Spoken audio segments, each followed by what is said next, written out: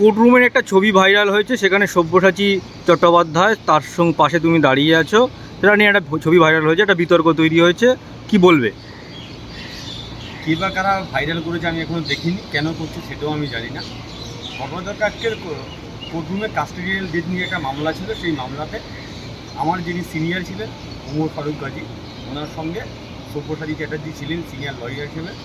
উল্টো দিকে আরও একজন ছিল, সেই ছবিটা অনেকে ভাইরাল করছে না কেন? শুভেন্দু অধিকারীর যিনি ইলেকশন এজেন্ট ছিলেন সূর্যনীল রায়, তিনিও ছিলেন।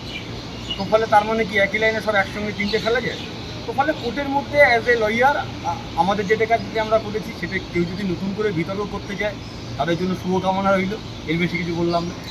তোমাকে দেখা গিয়েছিল অভিষেক ব্যানার্জির হাত ধরে তৃণমূলে যোগ দিতে, তারপর এই কালো কোট চাপিয়ে কলকাতা হাইকোর্টে আইনি পেশায়, কেন, কি বলবে? প্রথম কথা হচ্ছে, আমি 2016 সালে পাস আউট করেছি, তারপরে এবি পরীক্ষা দিয়েছি।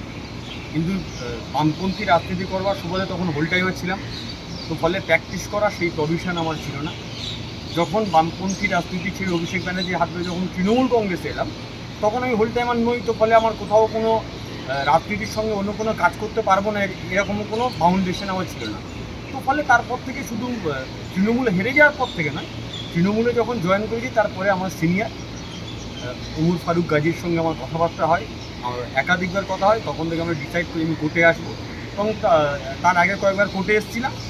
ইলেকশনের পর থেকে পাকাপাকিভাবে হাইকোর্টে এসছি, সঙ্গে রাজনীতি করছি। তো ফলে সেটি নিয়ে যদি কেউ জল্পনা করতে চায়, সেটি নিয়ে যদি কেউ জলঘোলা করতে চায়, করতে পারে, সেটা নিয়ে কিছু বলার নেই। এখনও কি তুমি তৃণমূলে আছো, রাজনীতি করছো? অন্য তো কোথাও যাইনি বলে আমার জানা নেই, অন্য কারো জানা থাকতে পারে, বাট আমি এখনও অন্য কোথাও যাইনি। দেখা হয় মমতা বন্দ্যোপাধ্যায়, অভিষেক বন্দ্যোপাধ্যায়ের সঙ্গে? কথা হয়, দেখা হয়, কেন দেখা হবে না, স্বাভাবিক। আগামী দিন কি পরিকল্পনা আছে, কিভাবে রাজনীতি এবং আইনি পেশা দুই একসঙ্গে চালাবে? দেখুন, একজন রাজনীতির ছাত্র হিসেবে আমার যেটা মনে হয়, বিজেপি গোটা দেশে যেভাবে ফ্যাসিবাদী কাদায় সরকার চালাচ্ছে, তাতে রাস্তার লড়াইটা যেমন প্রয়োজন, তার চেয়ে বেশি আইনি লড়াইটাও প্রয়োজন। এবং সেই তাগিদ থেকেই মূলত এই প্রফেশনে আসা। এবং আইনটাকে যেহেতু আমি অ্যাডভোকেট, যেহেতু আমি 2016 সালে পাস আউট করেছি, যেহেতু আমি এইবি পরীক্ষা দিয়ে ফেলেছি, তো ফলে নতুন করে এই পেশাটাকে একটু ঝালিয়ে নেওয়া, আইনগুলোকে নতুন করে একটু রিড আউট করে নেওয়া, সেটা এই যে সব্যসাচী চট্টোপাধ্যায়কে জড়িয়ে একটা ছবি ভাইরাল হলো তোমার, এটা কি উদ্দেশ্য প্রণোদিত, কি কেন উদ্দেশ্য, কি উদ্দেশ্য ছিল? এটা নিয়ে আমার কিছু বলার নেই।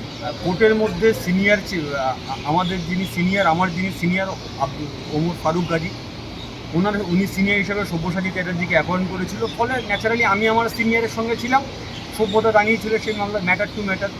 এই মামলাতে কোর্টের মধ্যে আমরা প্রফেশনাল আইনজীবী, পাশে তো সূর্যনীলাও ছিল, বিজেপি করে, সেটা কোর্টের বাইরে। কোর্টের মধ্যে সূর্যনীলা আইনজীবী, সব্যসাচীরা আইনজীবী, প্রতিকুর রহমান একজন আইনজীবী, তো আমরা আইনজীবীর কাজ করেছি। কোর্টের ভিতরে ছবিটা ইউজ করা যায় না বা তোলায় বিধিনিষেধ রয়েছে, কি বলবে? প্রথমত ওই ছবিটা আমি দিইনি।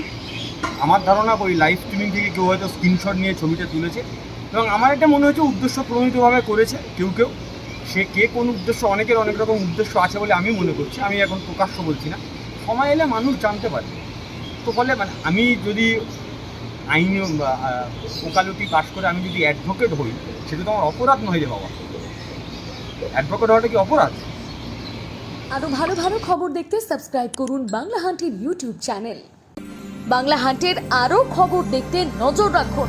বাংলা খবর মানেই বাংলা হান্ট।